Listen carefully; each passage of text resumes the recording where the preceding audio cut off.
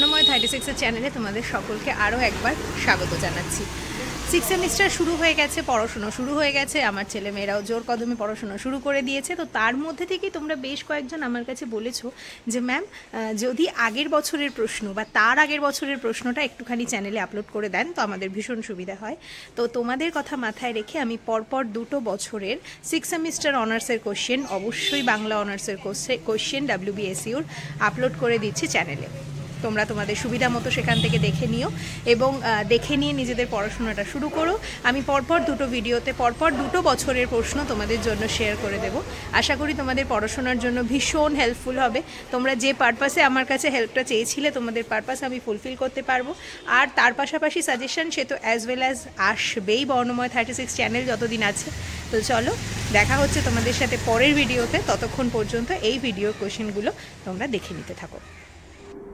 কোশ্চেনগুলো আমি পরপর আপলোড করে দিয়েছি, তোমরা ভালো করে পজ করে দেখে নিতে পারো বা স্ক্রিনশটও নিয়ে নিতে পারো।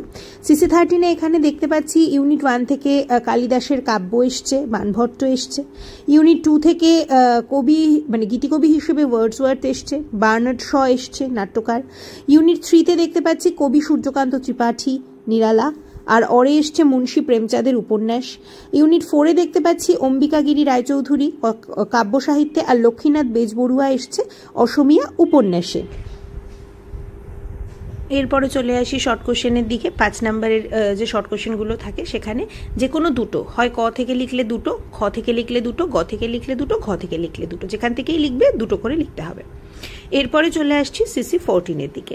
CC14-এও একই ইনস্ট্রাকশন, প্রত্যেকটা একক থেকে একটা করে, মোট 4টে ইউনিট অনুযায়ী এখানে প্রশ্ন দেওয়া রয়েছে।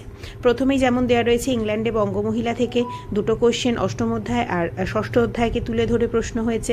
তারপরে ইউরোপ প্রবাসীর পত্র, একটা রয়েছে সমুদ্রযাত্রার বর্ণনার অভিজ্ঞতা, আর একটা হচ্ছে রচনা রীতি, মানে ইউরোপ প্রবাসীর পত্রের রচনা রীতি।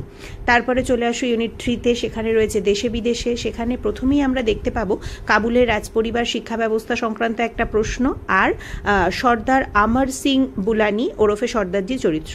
আর এরপর হে পূর্ণতব চরণের কাছে চরিত্র অবলম্বন এসছে, আর নামকরণের সার্থকতা এসছে।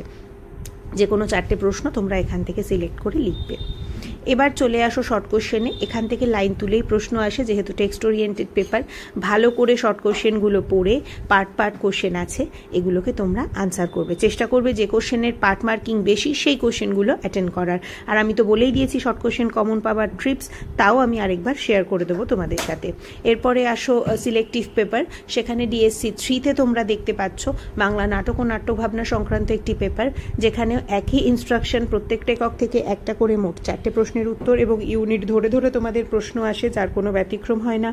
সন্মার্গ সপর্যা থেকে বাংলা থিয়েটার আর ইয়োকাস্তে এসছিল।